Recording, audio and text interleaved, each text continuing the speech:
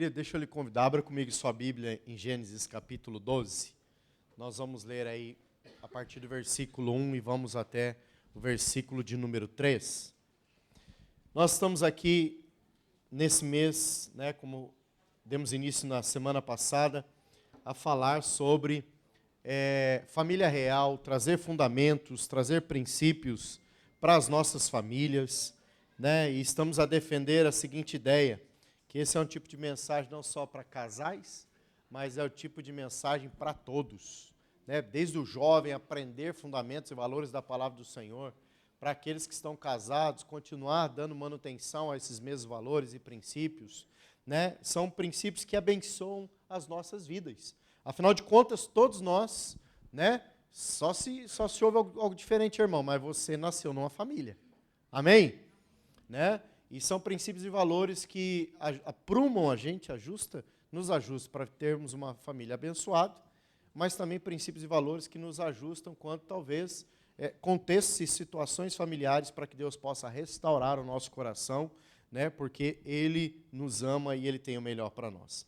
Então, nós queremos compartilhar nessa manhã mais uma vez essa mensagem que aborda o tema familiar, e eu quero falar sobre famílias debaixo da graça. Famílias debaixo da graça. Esse é o tema da minha mensagem, então nós vamos tomar como base Gênesis, capítulo 12, versículo 1 ao versículo 3. Diz assim a palavra do Senhor.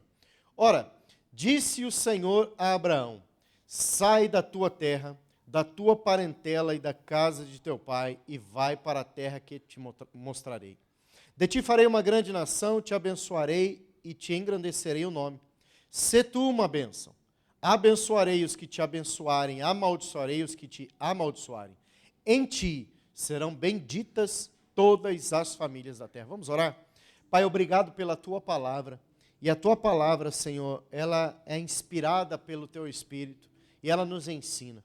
Pai, nessa manhã nossos corações estão abertos para receber da tua palavra, de modo que ela possa cair como uma semente lançada ao solo e que ela possa produzir frutos no nosso coração, frutos que permaneçam e que, ó Deus, realmente poderão trazer alegria aos nossos corações, felicidade aos nossos corações e a bênção sobre as nossas vidas, sobre os nossos lares. Nós oramos em nome de Jesus. Amém. Amados, quando nós falamos sobre família, nós precisamos primeiramente lembrar que família é um projeto divino. A criação do contexto do ser familiar é um projeto que nasceu no coração do Senhor, nasceu em Deus. E nós vamos encontrar na palavra do Senhor essa referência, este apontamento. E eu quero mostrar para você como Deus ele olha para o homem, para a sua criação, e olha para o homem e percebe ali que ele quer que aquela estrutura, o homem, possa se desenvolver, possa crescer, possa se relacionar e possa mesmo multiplicar. Então, com base em Gênesis, por exemplo, versículo de número 18, do capítulo 2, a palavra do Senhor é assim, disse mais o Senhor Deus, não é bom que o homem esteja só, far-lhe-ei uma auxiliadora que lhe seja idônea. E quando eu olho para isso, eu vejo as preocupações dos detalhes de Deus na formação da família. A palavra do Senhor diz que Deus cria todos os seres viventes e cria em pares. E então ali os pares dos seres criados da parte de Deus, e Deus fala que é muito bom, que é bom. E então o Senhor cria o homem e coloca o homem ali também no meio do jardim do Éden, e a palavra do Senhor fala que ele vivia só, ele era solitário, ele tinha atribuições, ele tinha as suas tarefas que Deus lhe havia dado, mas ele não tinha alguém com quem compartilhar a vida. Alguém compartilhar a vida. O nosso querido amigo, conhecido, Cláudio Duarte, diz assim que o homem estava muito feliz e por isso ele colocou uma auxiliadora ao lado dele. Eu até acho verdade que ele estava muito feliz, mas faltava a ele aventura. Porque a minha esposa, ela tem feito eu ter uma vida cheia de aventura. E não é aventura ruim não, é aventura boa. Porque vamos falar, uma vidinha mesmice assim é meio chata, a gente precisa de aventura. O homem foi criado para ser um aventureiro. Ô, irmão, pensa bem, né? O Adão estava lá, ele tinha que conversar com o leão, com o tigre. Devia ser uma conversa meio estranha. Primeiro que eu acho que o Adão não sabia nem falar tigrês, nem leonês, não sei como é que nós podia dar esse nome. Mas brincadeiras à parte, aquele homem está só. Ele não tinha ninguém para dialogar, conversar, repartir a vida, né? Planejar a vida, né? Sonhar com algo. E o Senhor fala, não é bom que o homem fique só. Eu vou criar também ali, assim como os seres criados são impares, eu vou criar ali, né, uma mulher para compartilhar a vida, para ter a vida junto, para construir a vida junto, né? E essa é a vontade de Deus. Olha que o Evangelho de Mateus também, no capítulo 19, o próprio Jesus, ele traz essa menção, ele diz assim, a partir do versículo 4. Então respondeu ele, não tendes lido que o Criador desde o princípio os fez homem e mulher, e que disse, por esta causa deixará o homem pai e mãe, e se unirá com a sua mulher, tornando-se os dois uma só carne, de modo que já não são mais dois, porém uma só carne. Portanto, o que Deus ajuntou, homem nenhum separa. O que Deus faz? Ele junta um homem e uma mulher para se tornarem um e para desenvolverem a vida juntos. Isso é o que? Nasce dentro da perspectiva de Deus, o modelo familiar. E no modelo familiar, nós devemos entender que Deus cria um homem e uma mulher para se tornarem juntos, para desfrutarem de uma vida juntos, né? Para desfrutarem de um futuro, de um planejamento, de um relacionamento, né? De uma caminhada junto. Ou seja, uma família que está debaixo da graça de Deus é uma família que é conduzida pela realidade do céu, é conduzida pelo céu, ou seja, é conduzida pela mentalidade que fez com que o homem fosse formado a partir, né, daquilo que Deus idealizou e sonhou. E eu vou um pouquinho mais além a respeito disso. Nós precisamos perceber que quando Deus ele forma o homem, a referência, a matriz de referência foi a sua própria família. Foi a sua própria, o relacionamento mais próximo da parte de Deus, ou seja, o Pai, o Filho e o Espírito Santo. A partir dessa referência do Pai, do Filho e do Espírito Santo que se relacionaram, é que Deus cria a família. E nós vamos encontrar isso em Gênesis 1:26. Ele diz assim, também disse Deus, façamos o homem à nossa imagem. Façamos. O façamos, ele dá esse conceito, ele comunica para nós uma pluralidade. Ele não está falando de um indivíduo, ele está falando de alguns indivíduos, de algumas pessoas na obra da criação. E se nós formos para o texto de Provérbios, tem um texto de Provérbios, se nós formos para Salmos, nós vamos ver que a palavra do Senhor fala sobre o arquiteto de todas as coisas, e que eles estavam todos juntos arquitetando a criação, eles estavam todos juntos trabalhando para a construção da criação. E nós precisamos olhar com essa palavra, façamos o homem, nós precisamos entender que Deus está fazendo uma referência ao seu próprio modelo familiar, o seu modelo relacional. E quando ele cria o homem, né, segundo Gênesis, e a gente vai perceber isso nos originais, a gente vai perceber que ele cria a partir dessa matriz, a partir dessa existência, porque o Pai, o Filho e o Espírito Santo já existiam. Se você tem alguma dúvida nisso, vai mais fundo na palavra do Senhor, mas é muito claro isso nas Escrituras. O Pai, o Filho e o Espírito Santo, eles já existiam. Eles são desde antes da fundação do mundo. Então, a partir dessa matriz, ele cria o homem, ele diz, façamos o homem, conforme a nossa imagem. E nós precisamos perceber, amados, que quando Deus ele fala, façamos o homem conforme a nossa imagem, ele está falando sobre a sua essência. É lógico que não é literal, a criação do homem não é literal a face, o nariz, os olhos, porque até mesmo se fosse literal, se Deus tivesse feito o homem conforme a sua imagem e semelhança na literalidade, nós não seríamos diferentes.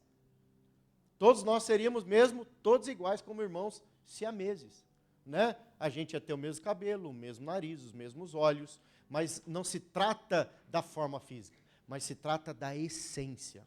Por quê? Porque é pelo modo como Deus cria o homem e a mulher na sua essência, como essa imagem, essa semelhança, é que Deus lhe atribui parte da sua essência, ele transborda isso sobre o homem. E nós vamos perceber isso quando Deus cria o homem a partir do pó. A palavra do Senhor fala que ele sopra sobre as narinas do homem, e a palavra hebraica ali é a palavra ruá, ou para alguns, ruach. E ele fala sobre a vida de Deus sendo colocada dentro do homem, partilhar da essência da vida de Deus. E a palavra do Senhor fala que o homem se torna alma vivente, com base na essência que Deus entrega para ele. E por que isso é real? Porque com base nessa essência que Deus transmite para o homem, então esse homem passa a ter acesso a Deus. E o Senhor vem ter com ele, e eles estão ali juntos no jardim, e há uma comunhão, há um relacionamento que é desenvolvido. Não existe separação entre Deus e entre o homem, entre Adão e Eva, até o momento em que eles caem. E eles perdem a essência daquela matriz, ou é contaminada aquele ADN ou aquele DNA, inicial, é contaminado pelo pecado. Então agora sim eles estão destituídos da glória de Deus, mas com uma experiência do que é carregar a presença de Deus. E Deus trabalha essa perspectiva no coração do homem, ou seja, essa conversa é uma clara referência de que Deus é mais que um. Façamos o nosso, Deus é mais que um. E nós precisamos entender isso com base nessa pequena introdução, de que a essência da formação da família advém da própria família de Deus, nós devemos considerar algumas verdades.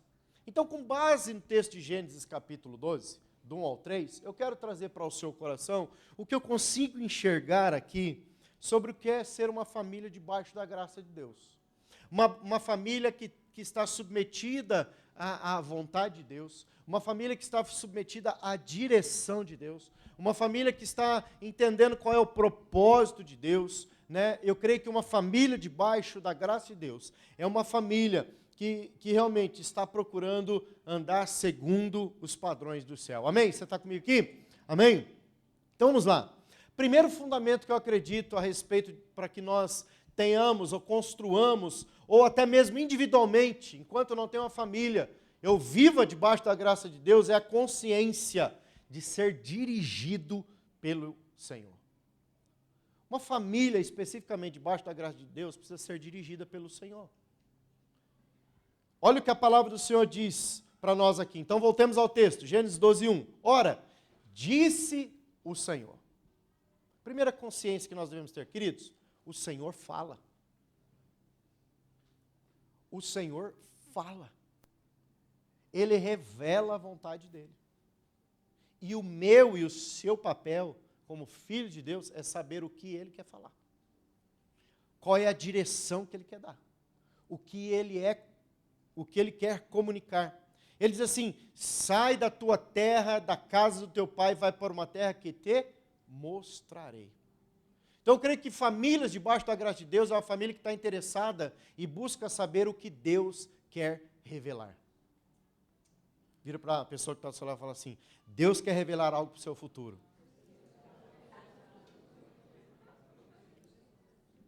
Isso traz uma responsabilidade sobre nós. Somos nós que temos que saber o que Deus quer revelar. Faz sentido isso para você, meu irmão? Faz sentido no seu coração? Nós temos que saber: Deus, o que o Senhor quer falar? O que o Senhor quer revelar? Deus, o que o Senhor quer comunicar? O que o Senhor tem para a minha casa? O que o Senhor tem para a minha vida? O que o Senhor tem para a minha família? O que o Senhor tem para o meu filho? É muito importante nós entendermos isso. Por quê? Nós precisamos perceber, o início do texto é assim: ora, disse o Senhor. Ora, disse o Senhor. Ou seja, quando não buscamos saber, e a gente precisa entender isso, quando não buscamos saber o que Deus tem para a minha família, ou para mim, ou para todos nós correremos o risco de vivermos fora da sua vontade. Por quê? Quando eu não sei o que Deus tem para mim, qualquer caminho serve, irmão. Quando eu não entendo qual é o plano e o propósito de Deus, qualquer caminho serve. E a gente precisa entender que não serve para nós qualquer caminho. Porque se a gente não andar segundo o caminho de Deus, nós vamos nos distanciar do propósito. E pode ser que no final daquela escolha, é um fim de estrada que não chegou a lugar nenhum. Nós até inicialmente tínhamos uma perspectiva de que talvez chegaríamos a um lugar bom. Mas nós vamos chegar lá e vou falar: onde eu cheguei? A lugar algum. Então, nós não podemos viver como família, como indivíduos, como seres, ou como família de Deus, buscando viver qualquer caminho. Não podemos viver assim, mas nós precisamos perceber, buscar saber qual é a vontade do Senhor. Agora, por que nós devemos saber qual é a vontade de Deus? Isso é muito fundamental e é muito importante, porque quando nós sabemos a vontade de Deus, ela nos protegerá. Eu vou mostrar nas Escrituras. Evangelho de Mateus, capítulo 2, versículo de número 13. Falando sobre a família de Jesus. Olha o que o texto diz.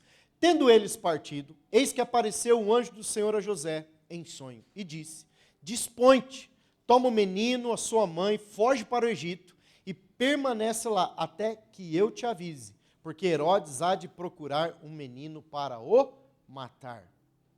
Bem, o Senhor Jesus nasce. Os reis magos estão ali a celebrar o nascimento de Jesus. Eles levam presentes a Jesus. E Jesus, pelas Escrituras, seria o Messias prometido, o Salvador do mundo, né? O Cordeiro de Deus que tira o pecado do mundo. Aquele, né, que efetivamente traria salvação à terra. Então, Jesus tinha um propósito. O profeta Isaías fala sobre Isaías 61, Isaías 53, vai falar sobre Jesus, aquele que viria, libertaria, removeria a escravidão, traria salvação. Vai falar sobre a unção, o ungido, como aquela unção do ungido libertaria os presos, os cativos. E nós sabemos, o próprio Cristo, em Lucas 4, referindo-se a Isaías 61, ele diz: o Espírito do Senhor está sobre mim, pelo que me ungiu para proclamar libertação, dar vista aos cegos. Então, o Senhor era aquele aguardado num período específico da palavra do Senhor, que os profetas falaram a respeito dele, né, liberaram palavras a respeito dele. Jesus nasce com um propósito claro. E o próprio Senhor aparece para Maria e diz que Jesus tinha um propósito, não é verdade? Quando nós sabemos qual é a vontade de Deus, a vontade de Deus nos protegerá. Sabe por quê? Porque quem efetivamente irá proteger é o próprio Deus. Quando nós estamos debaixo da vontade de Deus, Ele se levanta para guardar aquilo que Ele nos entregou. Então, quando Herodes toma conhecimento do nascimento de Jesus, o rei dos reis, ele se preocupa: quem é que vai tomar o meu troninho? Porque a preocupação de Herodes era com o troninho dele terreno. Ele nem se deu conta que Deus estava falando de um trono que vai acima do que é natural. Um trono que realmente era significativo, não era o troninho terreno que ele estava com medo de perder. Então ele se preocupa com aquilo e fala: nós precisamos matar todo mundo. Não podemos deixar, se eu não sei onde que está, porque os reis magos discerniram que ele iria procurar Jesus para matá-lo, não o avisou, né, do lugar onde ele estava, mas Deus sabia da intenção de Herodes. Querido, deixa eu dizer uma coisa para você. Deus sabe qual é a intenção do maligno contra a sua vida, porque Deus sabe todas as coisas. Se ele revelar o propósito para o seu coração, e você saber qual é o propósito de Deus na integralidade, saber o que Deus quer realizar na tua vida, quando o inimigo tentar se levantar contra você, ele vai te avisar para que você fuja do inimigo e o propósito dele não seja morto, nem estipado. Você está comigo? Você está entendendo o que eu quero dizer aqui? Deus fala assim para José: José, pega Maria, pega o menino, vai para o Egito, porque Herodes quer matar o que é conhecido de vocês. Herodes quer matar o propósito desse menino. Herodes quer exterminar o propósito que eu revelei ao coração da sua família. Então levanta, porque eu vou guardar vocês para que aquilo que eu disse para vocês não morra, não seja abortado, não seja impedido de se manifestar. Está comigo aqui? Sabe, nós precisamos saber qual é a vontade de Deus, porque sabendo a vontade de Deus, nós estaremos protegidos para experimentar o que Deus tem para nós. Agora, irmãos, se nós vivemos uma vida nos permitindo fazer escolhas sem entender o senhorio de Cristo, nós corremos um grande risco. Deixa eu dizer para você. Quando você entregou a sua vida para Jesus, você entregou a sua vida para estar debaixo do senhorio de Jesus. Eu sei que na nossa cultura ocidental nós não entendemos muito bem o que é estar debaixo do senhorio. Nós nem entendemos o que é ser um escravo, porque muitos de nós, graças a Deus, não teve essa experiência. Mas algumas gerações antes de nós, talvez alguns ascendentes da sua família, talvez até foram escravos em algum momento.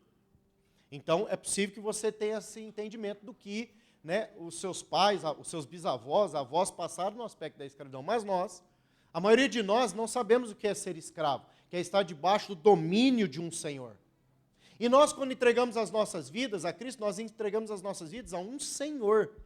Mas nós não o honramos como Senhor, porque nós nem perguntamos qual é a vontade dele a respeito das nossas vidas. E nós escolhemos fazer o nosso próprio caminho. E muitas vezes escolhemos consequências das nossas escolhas e reclamamos com Deus que ele não está fazendo nada por nós. Não foi o profeta Oséias que disse no capítulo 4, no versículo 6, o meu povo perece porque lhes falta o quê? Conhecimento do quê? Da vontade de Deus, da palavra de Deus.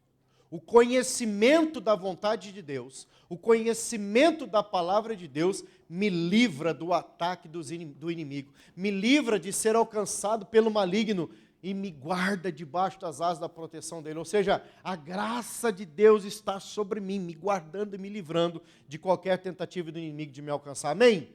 Então, querido, primeiro fundamento aqui, nós precisamos ter a consciência de buscar saber qual é a vontade de Deus. Amém? No primeiro culto eu não falei, é proposital, mas aqui a gente tem um pouquinho mais de tempo, quero falar sobre isso rapidamente, a respeito de vontade de Deus. Eu lembro que alguns anos atrás, eu estava orando para perceber qual era a vontade de Deus para os meus filhos. O chamado de Deus para os meus filhos. E isso aqui é hashtag, fica uma dica para você, pai. É sua responsabilidade buscar a Deus e falar, Deus, o que o Senhor tem para o meu filho? Né? Porque é um destino profético. Destino profético é a vontade revelada de Deus para o que o seu filho tem que se tornar no futuro ou o que Deus quer levar ele a viver. É sua obrigação orar. Fica aqui hashtag a dica. E eu entendi isso, comecei a orar a Deus, falei, Deus, qual é o propósito, o destino profético dos meus filhos? Enquanto eu estava orando ao Senhor, ele de fato, em sonho, me visitou uma madrugada, eu estava a dormir, então em sonho ele começou a falar qual era o destino profético dos meus filhos. E queridos, eu fiquei apavorado, porque parece bonito você orar, né? É bonito você orar para Deus, falar, Deus, qual é a vontade do Senhor para os meus filhos? O que o Senhor tem para os meus filhos? E você não espera que Deus revele umas coisas que você fala assim, e agora? Como é que eu faço? Era melhor eu ter ficado na ignorância. Então o Senhor falou comigo claramente qual era o propósito na vida de cada um especificamente. Eu falei, tá, Deus, agora como que eu faço para cuidar disso? Deus, como que eu vou pastorear? Pai, você é pastor do propósito profético do seu filho. Mãe, você é pastora do destino profético do seu filho. Não é a escola, não sou eu, pastor. Não é a classe bíblica, não é a escolinha lá, é tu. Deus deu esse serviço para você. Então, o filho é teu, cuida dele. Né? De maneira clara. O destino profético é você que aponta. Porque ele é a flecha na sua aljava, não na minha. As minhas flechas são outras.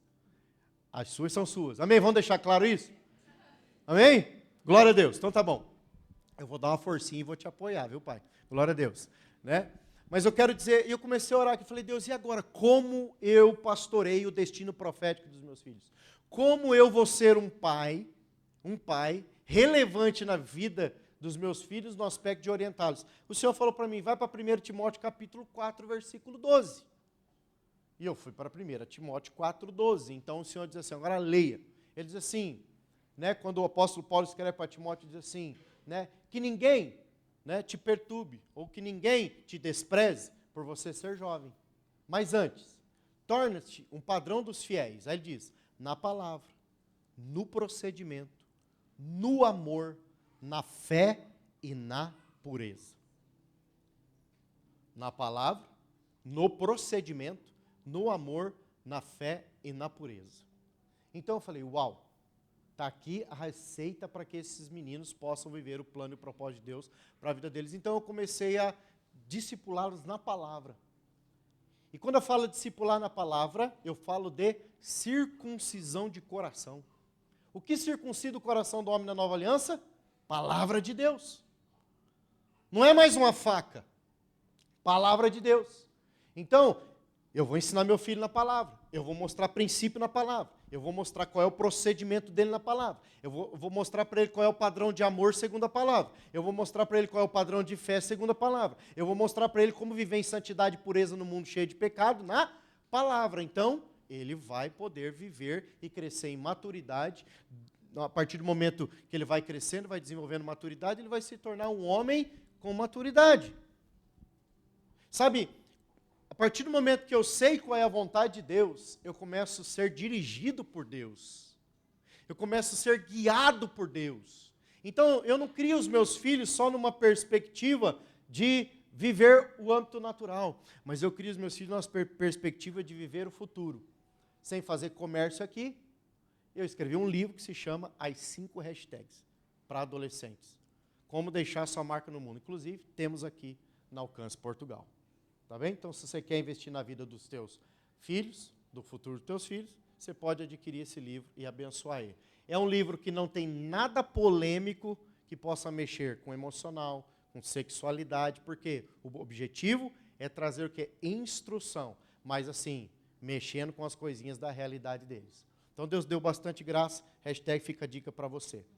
Tá bom? Segunda coisa que eu quero trazer ao seu coração como fundamentos de famílias debaixo da graça de Deus.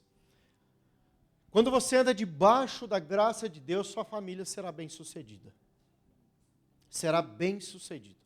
Olha o que o texto diz para nós aqui. De ti farei o quê? Uma grande nação, e te abençoarei. De ti farei uma grande nação, e te abençoarei. Quando nós estamos debaixo da direção, quando nós sabemos o que Deus tem para nós, quando nós estamos debaixo da vontade de Deus, Ele revela o propósito dele. E Ele vai nos fazer abençoados, bem-sucedidos, prósperos. Você não precisa nem se preocupar com o futuro dos seus filhos. Porque se você teme ao Senhor, ama ao Senhor e busca saber qual é a vontade do Senhor, é óbvio que você vai começar a orar para que aquilo que Deus revelou aconteça sobre a vida dos seus filhos. E o próprio Senhor vai cuidar do futuro dos seus filhos. Você está comigo aqui? Sabe, amados, o Salmo 127, versículo 1, ele diz assim: se o Senhor não edificar a casa, em vão trabalham os que edificam. Se o Senhor não edificar a casa, em vão trabalham os que edificam. O que a palavra do Senhor está a nos ensinar? Que a estrutura, a construção da nossa casa, a base tem que ser o Senhor, porque é Ele que está nos edificando pela sua palavra. Isso nos faz perceber que, por mais que eu saia a trabalhar, por mais que eu tenha uma profissão, eu preciso entender que a razão pela qual eu tenho fôlego, alegria, profissionalismo, eu tenho um trabalho, coisa do gênero, Deus é o primeiro na minha vida. Ele vai me dar graça para levantar e trabalhar. Ele vai me dar graça para levantar e estudar. Ele vai me dar graça para poder prosperar. Ele tem que ser a pessoa prioritária na edificação da minha casa e também na edificação da minha vida. Por quê? De que adianta, o texto está a dizer, de que adianta trabalhar, eu vou ler esse texto e eu vou um pouquinho mais além, ele diz assim no verso de número 2, inútil vos será levantar de madrugada, repousar tarde, comer o pão que penosamente granjeaste, os seus amados ele dá enquanto dorme. Ele diz que quando o Senhor não está em primeiro lugar a edificar a nossa casa, torna-se inútil fazer o que nós estamos a fazer. Por quê? Porque vai gerar só cansaço, vai gerar só enfado, vai gerar uma série de outras coisas. Porque Deus não está conduzindo. Por que Deus não está conduzindo? Porque nós não buscamos saber. Porque quando nós buscamos saber, nós andamos segundo aquilo que Ele nos disse, amados. Agora, buscar saber o que Deus tem, libera propósito sobre as nossas vidas. E é aqui, quando nós não sabemos qual é o propósito das nossas vidas, ou o que Ele tem para a nossa casa, qualquer caminho serve. E nós não podemos escolher qualquer caminho. Porque Deus ele não trabalha desse jeito. Deus ele tem tudo planejado. É só você ler o Salmo 133. É só você ler o que Jeremias 29, capítulo 10, 11, fala a respeito dos planos de Deus e do futuro que Ele estabeleceu. Deus escreveu, Deus planejou. Significa que Deus, Ele já está tudo planejado, já tem tudo pronto, e nós precisamos perceber isso. Por que isso é importante, amados? Vejam, trazendo um pouco ainda sobre o aspecto das nossas preocupações no âmbito natural. Por exemplo, nós pais, temos nossos filhos, voltando aqui ao aspecto dos nossos filhos, quando eu busquei saber aqui o que Deus tinha para os meus filhos. Muitas vezes nós pais, isso é legítimo que eu vou dizer, entendam, nós estamos preocupados em criar bons cidadãos, amém? Não é verdade? Mas a primeira preocupação que nós tínhamos que ter é criar bons cidadãos dos céus. Porque bons cidadãos dos céus se tornam bons cidadãos na terra. De que adianta o teu filho ter doutorado, mas ele não tem caráter? De que adianta o seu filho estar na melhor escola, melhor universidade, ele andar como um ímpio lá fora na universidade ou na escola? Ele bebe, ele se prostitui, e você está vindo no culto todo domingo, e você está andando com o Senhor. De que adianta nós adultos, de que adianta, meu irmão, nós termos grandes formações profissionais, nós não temos caráter? Vamos trazer para isso, vamos colocar todo no mesmo balaio, vamos dizer assim. Nós precisamos formar os nossos filhos como bons cidadãos dos céus, para que eles se tornem bons cidadãos na terra, porque homem e mulher de caráter, criado pelo Espírito Santo, faz um estrago nesse mundo cheio de treva. Estrago no bom sentido, sabe, irmão? Ele vai abençoar pessoas. Ele vai ser uma referência. E nós precisamos entender isso. E isso faz parte da compreensão de propósito. Então eu procurei, por exemplo, nesse aspecto, conduzir a minha casa, primeiro, sabendo qual era a vontade de Deus para a minha casa, para então poder andar segundo essa vontade. Isso liberou meu propósito, liberou meu propósito para a minha vida, liberou o propósito que Deus tinha para a minha esposa, libera o propósito que Deus tinha para os meus filhos, e nós todos estamos andando debaixo da nuvem da graça de Deus. Eu posso dizer, nós somos perfeitos? Não. Temos falhas? Sim. Mas quando nós estamos submetidos à graça de Deus, a graça de Deus vai trabalhar nas nossas falhas, nas nossas imperfeições, para que nós possamos viver a bênção do Senhor. Por isso, entenda, meu amado, andarmos debaixo da graça de Deus não pode ser uma escolha como uma coisa qualquer. Nós precisamos entender que a graça de Deus é o que opera nas nossas vidas para nós vivermos abundantemente o que Ele tem para nós. Amém? Agora, quando nós entendemos que nós precisamos saber qual é a vontade de Deus para que um propósito seja liberado, nós precisamos perceber que o favor de Deus é revelado quando essas duas coisas estão alinhadas. O favor de Deus se manifesta nas nossas vidas quando eu percebo que direção e propósito andam juntas. Não é assim, eu sei o que Deus quer, mas eu não me submeto ao que Deus quer. Eu sei o que Deus gostaria de fazer, mas eu não me submeto ao que Deus gostaria de fazer. A Bíblia diz tal coisa, mas eu não faço aquilo que a Bíblia diz. Então, por mais que eu saiba o que Deus tem, mas eu não permito que aquilo viabilize um caminho, viabilize um propósito, viabilize um destino, por não estar alinhado, às vezes o favor de Deus não se manifesta. E nós precisamos perceber isso. Sabe, alguém disse, uma certa pessoa disse um dia, que os grandes projetos do mundo estavam realmente enterrados num cemitério. Não sei se alguém já ouviu isso. Ou seja, foram pessoas que tinham grandes propósitos, grandes ideias, por não colocarem aquilo em submissão à vontade de Deus, nunca foram concretizados. Nunca foram viabilizados. Viabilizados.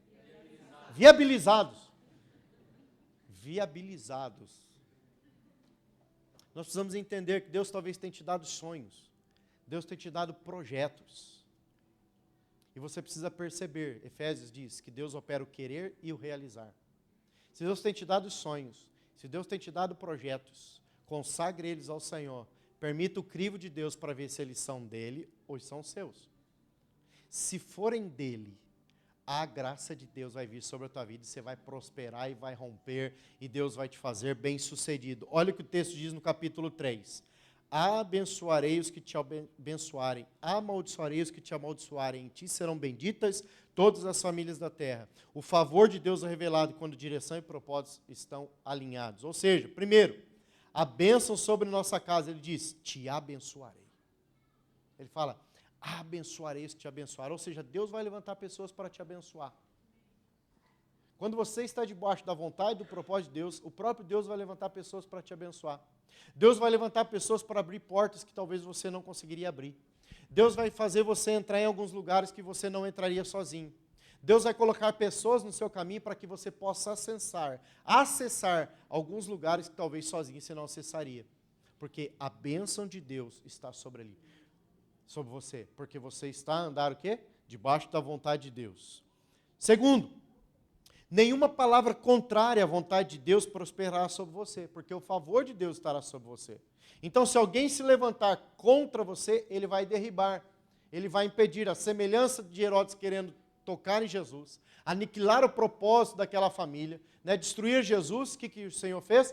Protegeu, guardou, colocou bem longe dos ataques do inimigo. Então, quando você anda debaixo do favor de Deus, debaixo da graça de Deus, é certo que mal algum vai alcançar você e vai atingir a tua tenda. Amém? Nós precisamos perceber isso. Uma outra coisa que eu vejo no verso 3 é que as nossas casas, ele diz, as nossas casas, elas se tornarão uma referência para outras famílias. Ele diz assim, em ti serão benditas todas as famílias da terra. Em ti serão benditas todas as famílias da terra. Significa dizer que a sua casa é abençoada e a sua casa se tornará uma referência para outras casas. Porque as pessoas verão o favor de Deus sobre você. As pessoas verão a bênção de Deus sobre a sua vida. Amém? Você está comigo aqui? Sabe, amados, famílias debaixo da graça é entender toda essa dinâmica. É entender tudo isso. O Senhor fala, Abraão, você quer estar debaixo da minha graça? Abraão, você quer estar debaixo do meu favor? Então, escute o que eu tenho para a sua casa, o que eu tenho para a sua família, e cumpra de fazer tudo isso. Ande dessa forma. E nós precisamos entender, queridos, que tudo isso está disponível a mim, está disponível a você. E essa disponibilidade se dá através de Cristo Jesus, amém? Através de Cristo Jesus. A palavra, o escritor Hebreus capítulo 12, versículo 2, que ele fala que ele é o autor e consumador da nossa fé. Hebreus capítulo 10, 38 diz que o justo viverá pela fé. Amém? E ele diz, serão benditas todas as famílias da terra. Olha o que a palavra do Senhor diz em Gálatas, do capítulo 3, do 7 ao 9. Ele diz assim, sabei, pois, que os da fé é que são filhos de Abraão.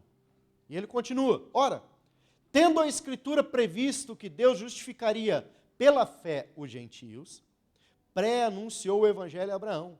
Em ti serão abençoados todos os povos, de modo que os da fé são abençoados no crente Abraão.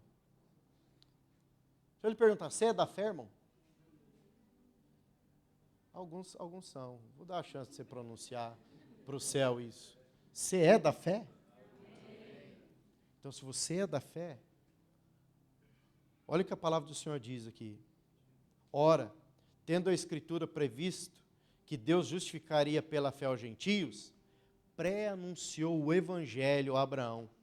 Em ti serão benditas todos os povos, de modo que os da fé são abençoados com o crente Abraão. Aquela bênção lá de alguns milhares de anos, né? Milhares que passou de um, já não é milhar, não dá para dizer que é milhar. Alguns par de anos. Aquela bênção lá de Gênesis 12. Lá atrás. Todas as famílias serão abençoadas. O apóstolo Paulo está dizendo que nesse crente Abraão, a bênção nos persegue. Deixa eu dizer uma coisa para você, irmão. Vou usar um texto das Escrituras. Eis que põe diante de vós, diz o Senhor, caminho de vida, caminho de morte. Caminho de maldição, caminho de bênção. Escolhei, pois, qual caminho quereis trilhar. Porque me parece, irmãos, que tem alguns crentes que estão escolhendo outros caminhos que não são os caminhos de Deus. Me parece. Não posso afirmar com certeza. Mas isso é revelado pelo estilo de vida que demonstram. A nossa vida revela a fé que nós temos. O nosso comportamento, a nossa fala, a nossa postura revela a vida que nós temos em Cristo Jesus.